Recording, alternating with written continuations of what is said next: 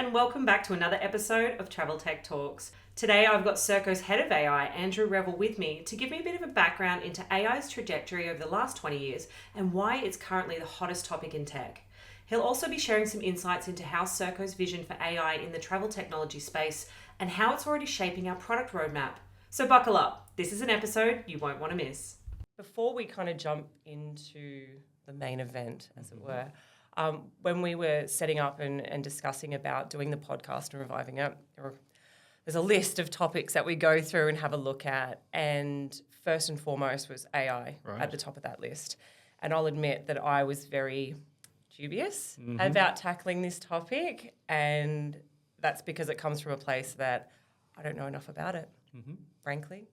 Very confident about talking about things that I know about. And then when we were kind of speaking about it and thinking about it, I kind of had this moment where I was like, actually, this is exactly why we need to be talking about it, is because there are people exactly like me, don't know enough about AI. It gets bandied around all the time. I don't know or fully appreciate, what it means. And so I think it is really important that we do kind of, introduce our audience to this topic. You are the head of AI at Serko, so what better person to have to come and speak? Thank you so much, Andrew. I really appreciate it. Well, I had the similar experience where I was thinking, well, how am I going to communicate this topic? It's huge. But that's the important thing. It's very little use if I or anyone else knows about it. And doesn't spread the word. That's exactly. It's the most important thing is that it's understood by the people who actually need to use it. That's why I thought, even though even from my perspective, it's difficult to think exactly, what are people looking to understand? How will I explain it? Where are we with things? I think it's an important conversation to have because if it's this strange, scary technology that's being worked away in the corners, well, it's just not going to be of any benefit to anyone. So I think, the more that I can understand where people are coming from, the better. So this kind of conversation is perfect because it's people like you that actually need to be catered to and to... That's it. We're the novice, you're the expert. That's so you've right. got to impart your wisdom, right? Yeah. But maybe, as we said, you're the head of AI. How did you get here? Where's your career evolution that has kind of brought you to this point, right? Where did you begin? Well, it's an interesting story. So what's kind of fascinating is that my journey with AI has actually got a lot of parallels with AI in general. So when I first studied AI, it was in the late 90s. Showing your age there. Well, experience. Yeah. My interest in AI basically came from, I went into computers because I was interested in AI, not the other way around.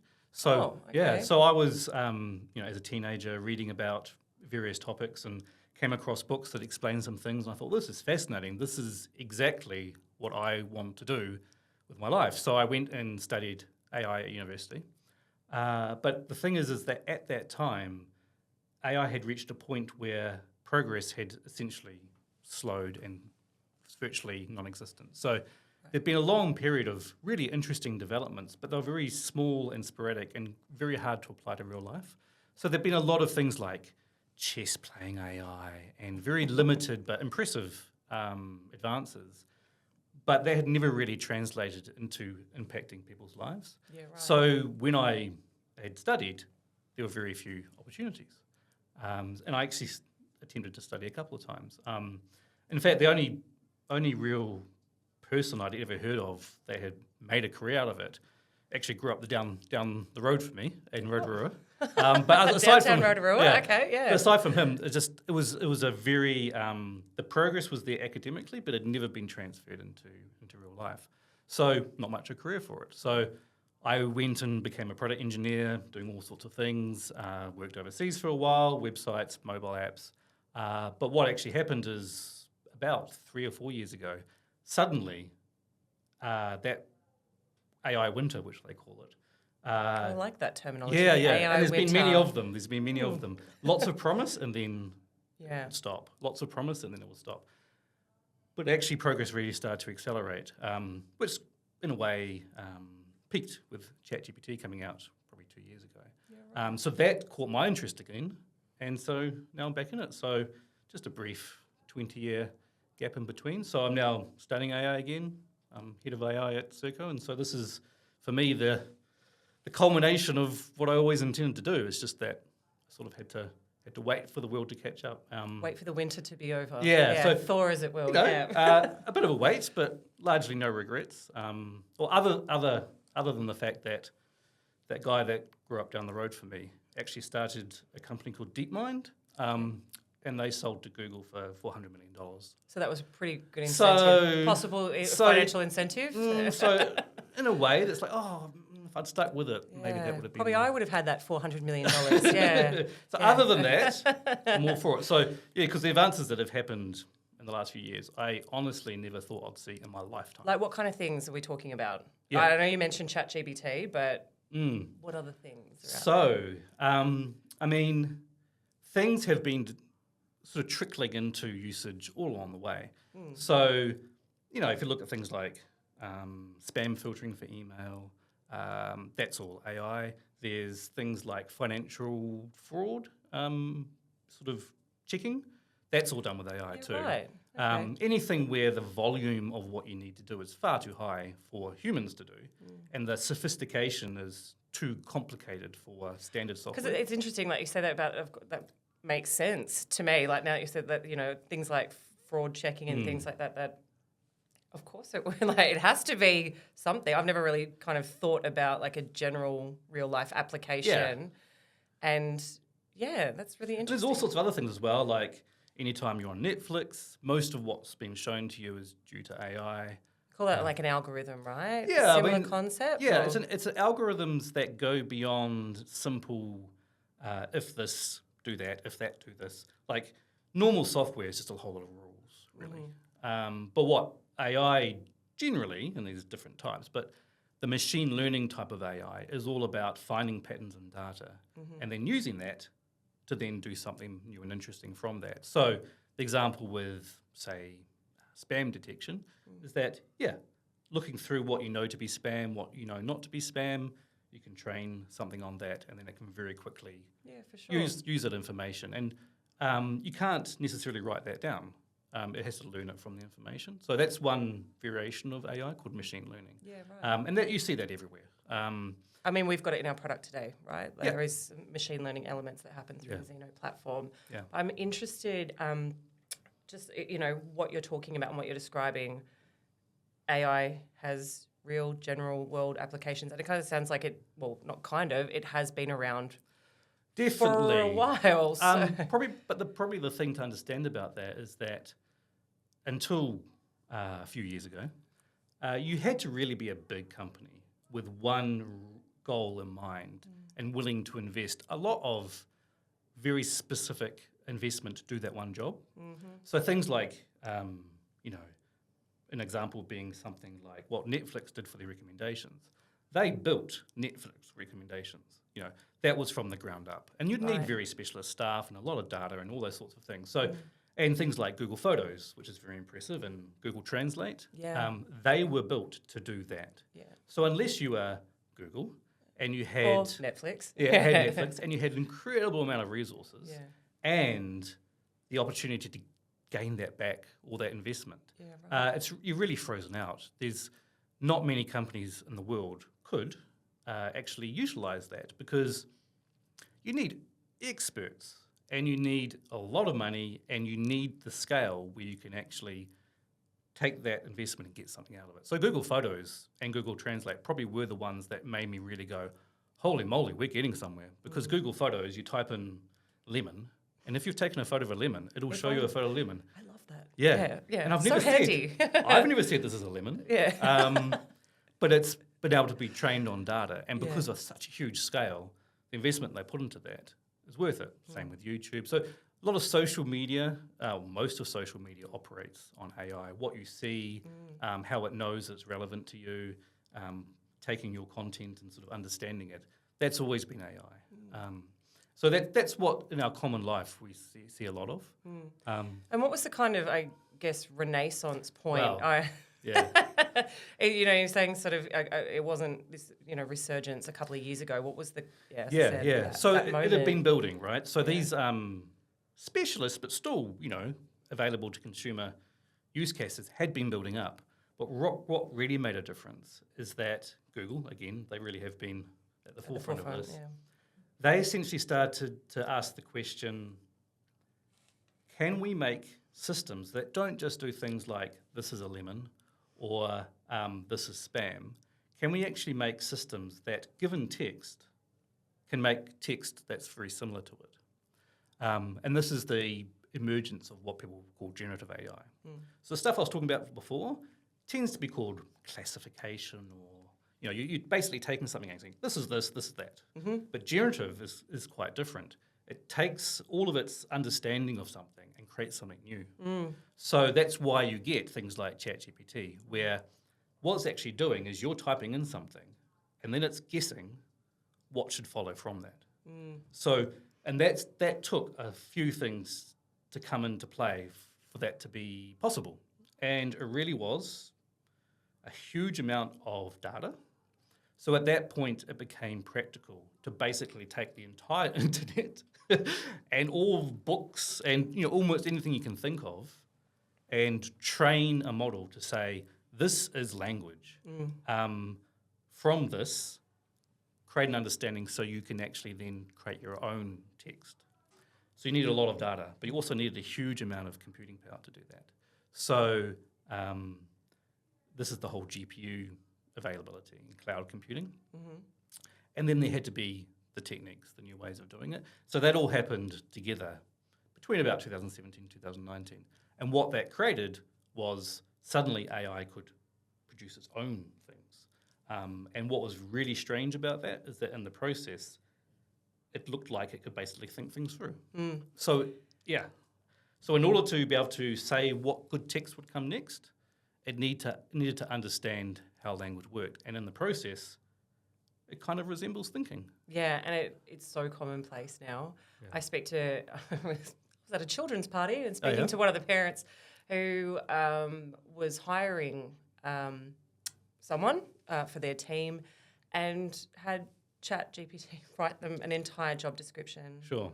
Had his own CV rewritten, just, make it sound like this thing, and what it produces and the time in which it's produced is unreal. It is. What a time saving. Imagine if we could all do our development plans and just have ChatGPT write that for us, That was the Renaissance moment. And not just text, but also with images to a certain extent. The ability to be able to understand what an image is and also create new images. So there's also technology for that.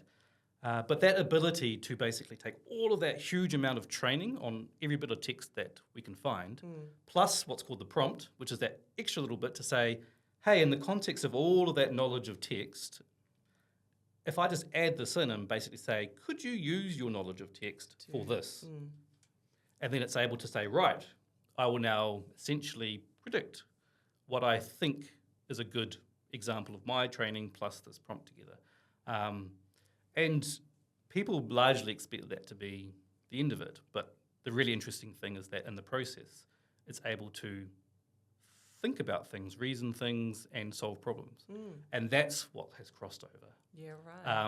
And that's why it's so interesting to a company like ours, is because if you think about what happens in our systems, we have automated processes, which are very reliable, but don't really have any flexibility or they're quite linear. Yeah. And then you've got people, which are amazing at adapting to the situation, but people are inherently not scalable, although you can always try. And what AI is right in the middle. It's neither completely dumb and just does what you say, and neither is it as adaptable and smart as a person, but it's right in the middle. And with that sort of thinking ability that just sort of came from this tech stuff, it's able to problem solve in a similar way to people. So on that point, and thinking about, possible applications within our own Serko, Zeno world, what opportunities do you think could be possible? Like, no commitment. Right. But what kind of things are you thinking about then? There's two ways of looking at it. One is the very sort of long-term stuff, and then there's what we can do in sort of the more immediate term. Long-term is an interesting one because, especially a company like Serko, the advantage is that our AI strategy really is our company strategy, our product strategy, because it's all the same goals, right? It's just new ways to achieve those goals. So, we're in the business of bringing people together. It's about the connected trip. All these things are goals and visions that we've had, for years. And they are the perfect goals to also try and achieve with AI. It's just giving us new ways of doing it. So if you look across the whole sort of spectrum of how we can, how the process of booking travel and managing travel, being a traveller can actually be enhanced with that. It's the goals we've always had. So it's things like disruption management. In most cases of disruption, we rely on people to be able to help us with that. If we can provide tools so that those people have more information that's been sort of processed in such a way to really get to the crux of the issue, it allows that to be achieved more quickly. It's things like personalisation of bookings. It's things like being able to improve your experience during your trip. It's also things like being able to contact and interact with the system exactly where you are, exactly the time you are, in a way that's really convenient. So AI, one of the advantages is sort of there's various AI tools that are coming out now, and we've got opportunities to provide our information into those tools so that you don't have to go to our website to find something out. There's opportunities to be much more open in terms of how people can interact, because there's AI ecosystems being built up. Yeah. So it's the future of travel is it's probably an element of all those promises or all those aspirations we've had all those years. This is a huge opportunity to actually step them forward, because what we can do is take what people are really good at, which is what travel agents and travel arrangers do, and take away some of the toil of what they do and leave them... Because there's a lot of operational kind of inefficiencies that exist there. And a lot of it will be about elevating what the system can do through AI so that those people can concentrate really on what that distinctive... So it's not about replacing them though, right? No. Just making them more efficient. No, I mean, it's the whole history of travel in general. I mean, in the very early days, everything had to be a manual operation, paper tickets and those sorts of things. It's very much along those lines. I was talking. My wife used to be a travel agent, so I was talking to her about these things. If you know, you know. So there is still an incredible amount of toil in the system, right? So most of the benefit is to use just that little bit more intelligence, because the toil that we've eliminated so far has taken a lot of effort. There's online booking tools like Serko. The amount of complexity that's had to be built into that to represent the realities of travel in the real world, even to do what we've done, it's a lot of complexity and a lot of work. And to take it further, it's just a huge mountain to climb. But what AI lets you do is to operate a bit more like a person. So it's taking those things that people can do, identifying the right ones that can just be a little bit automated, and help them with that, and then leave them with that information and those tools to then really take it to the next step. Yeah, really interesting. I think there is such a real-world application for us in the travel industry, and thinking across, all those kind of travel personas. There's going to be an opportunity where AI can be leveraged. That's right. To not just the travel booker or the procurement team, the traveller. And we were talking about Start Online, Stay Online, which is one of our core product themes that we. I think it will remain a foundation product theme, and I think that there is going to be AI opportunities to help support that. It's really any part of the process where there's a person involved who's having to think through something, collect information, make a judgment. That's where AI can really help, because it can take a lot of that process, especially the bits that you can anticipate a little bit, and say, look, I've actually got half a brain myself, in a way.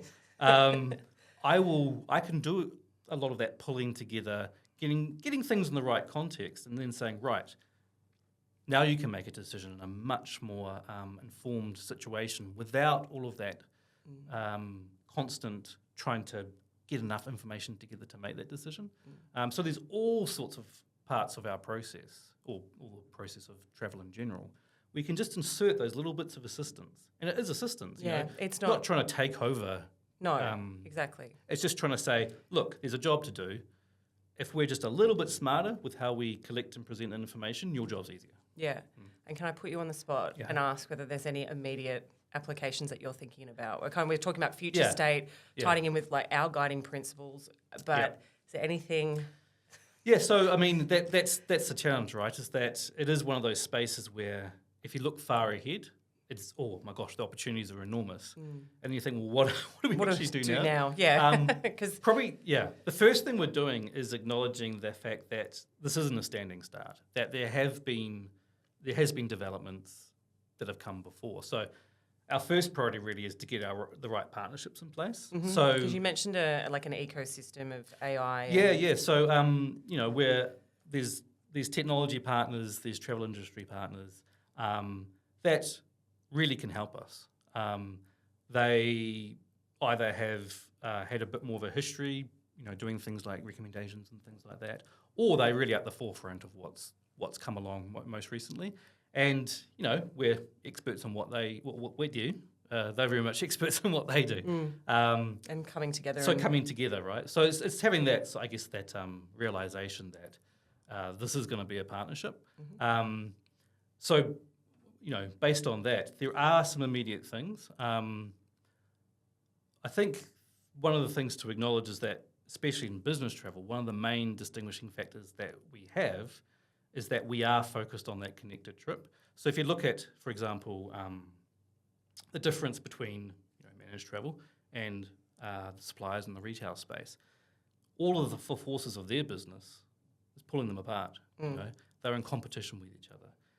So they're going to struggle to actually exploit AI fully because they're going to be constantly disconnected from the full picture of what the traveller is actually trying to achieve and where they are in their journey.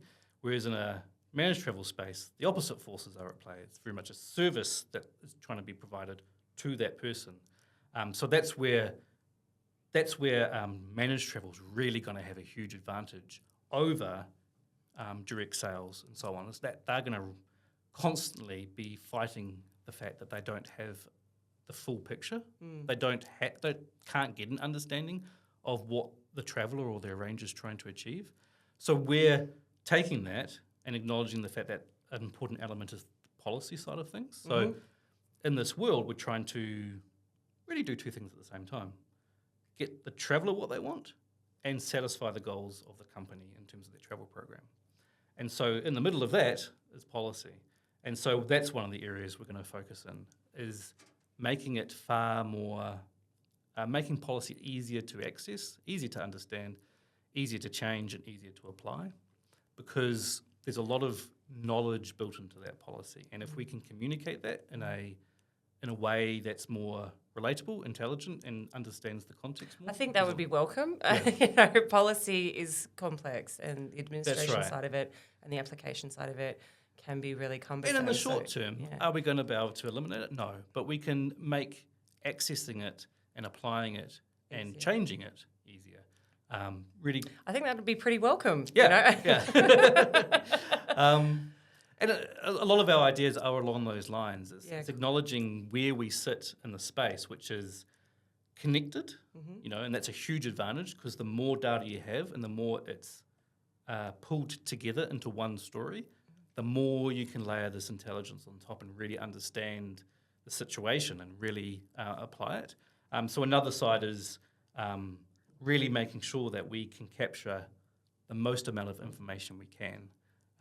So there's a lot of work we can do around offline bookings and unstructured information and making that more available, because AI is fantastic at pulling together information and that may not be if you're trying to do it in a purely automatic way, it's a bit tricky. But if AI, with its knowledge of the world and knowledge of traveling, it can piece things together a lot more easily. So that's another angle, is to really double down on data and try and capture as much data as we can that's available, but connect it together. So just following that journey of that connected trip even more. Yeah. So how do we, might be a silly question, how do we adopt it in a way that's sustainable and meaningful and remains customer or people focused, if you know what I mean? How do we do it in a way that's going to kind of... I mean, a lot of the answers are already there, in that a lot of the ways to do that are the ways that we do anything. So the first thing is, we want to make it very, very clear that this is something that we're seeing as an opportunity, not primarily as a threat. So, there are companies in the world or situations in the world where threat management or risk management is the most important thing, and it's ways you could just shut it down. We have nothing really to gain from that. We want to responsibly take the opportunity. So the first thing is just to do things and learn, not try and suddenly shoot for what we think is the ultimate goal, and make mistakes along the way that if you just did and learned and didn't learn, you would have actually got a lot further. And the partnerships help with that too. So that's the first thing, is to take an approach where we have everything to learn about this, rather than this will work or that won't work, and not listen to what the world's saying to us. So that's kind of the first thing. The second thing that's, I think, really important is making sure we always leave the control in the hands of the people using it. So we have this sort of philosophy, which is we're here to empower people, but ultimately they're the ones that will find the value. And that's really important. So our goal is to be providing more and more tools, more and more information at the right times, but never get to a point where people are losing choices or losing control, because that's when you get into a sense where the ultimate care has been wrestled away from who we really want to be, the people taking the care. And it kind of deviates from our entire kind of, I guess, value prop as well. It's all around, choice and that opportunity and the flexibility, I guess. So it's keeping people in the middle of it means that they stay in control, and they are the ones to decide whether they want to utilise or not to utilise, so that's an important part of it. And the other part is a whole lot of just responsibility. So it's building into our company culture the attitude that we're all responsible to do this well and to keep the whole process safe. And as I say, a lot of it is a lot of the principles that come into play without AI, because a lot of it's data. So a lot of the dangers and the value and the risks are from the fact that AI really is data applied to a situation. So if you haven't got your data privacy and security sorted, AI will come along and expose that. It'll make it more apparent because you're trying to use it more. But if you have your controls in place, then it's just another expression of that. So at Serko, it's a journey where we're building a data platform, and it's been it's an ongoing journey to make that well thought out, always exposing data in the correct ways and collecting in the correct ways. But if you do that right, then a lot of the dangers of AI actually lessen, because if you're treating data right, then the AI will treat the data right. But there's also legislation we have to be very careful of in different jurisdictions. So there's a whole awareness around compliance. There's new security concerns because how you can attack systems is slightly different. If the system's a little bit human, it's a little bit vulnerable to human type attacks. Yeah, right. So there's some specific things you need to do there. So it's really, you have to look across the whole company and say, how does this function need to now incorporate the new considerations of AI to do this responsibly? So I think very that's thorough. the message really there, if like from your team and the way that kind of Serko's thinking about this. It's not just one small aspect of AI. That's and right. It has to be a holistic, thoroughly thought out and considered. When implementing That's right. best practices. I mean, I would compare it. I mean, people think this is an exaggeration, but this is at least as important as the internet in terms of technology. Bold move, yeah. Okay, yeah. And some people think it's actually the most important technological advance in the history of the world. Yeah. But to calm it down a little bit, if it's as important as the internet, just think of the impact the internet had across all aspects of any business. So it's of that scale. You have to consider its impact across everything, both its opportunities, but also the risks it does introduce. Yeah. Because suddenly with the internet, your information, which you really didn't have to protect very much, It's could suddenly be accessed. out there for everyone. Yeah. Yeah. So, but I think that's actually a really interesting way of kind of considering it when you think about it, like that this is the next big thing. It's been a slow burn for a while. Yep. But we are now, as silly as it once was to kind of think, having a mobile phone in your pocket or, accessing the internet from your phone, all that kind of stuff. And that's now so commonplace that it kind of like future state AI will kind of be everywhere. And I mean, it wouldn't surprise you that I'm on the end of AI is going to change everything.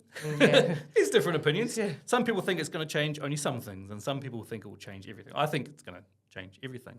There's a quote I really like, which is, AI might be the last inventions human ever need to make, because from that point onwards, AI will be able to invent everything else. So there's extreme consequences that people are looking at.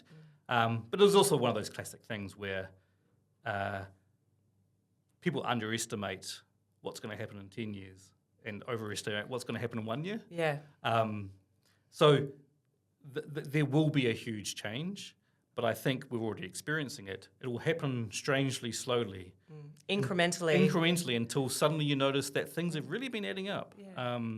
And that's the challenge, is you can't lose sight of the fact that it is probably a fundamental change to technology and society.